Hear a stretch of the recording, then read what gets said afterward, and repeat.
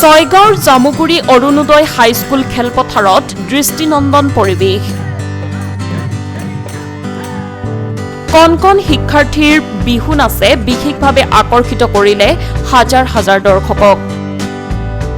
জাকদৌবাক বহাগী উৎসৱত এনেদৰে একেলগে বিহু নাচিলে প্ৰায় 400 শিক্ষাৰ্থীয়ে। অঞ্চলটোৰ ভিন্ন প্ৰান্তৰ শিক্ষাৰ্থীসকলে এই মুকলি বিহুৰ কাৰ্যসূচীত অংশগ্ৰহণ কৰে।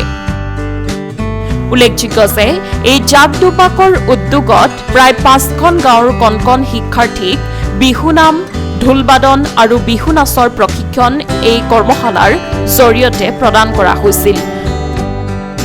আৰু প্ৰশিক্ষণৰ অন্তত এনেদৰে শিশুসকলে এইবাৰ বিহুৰ কাৰ্যসূচীত অংশগ্ৰহণ কৰিলে।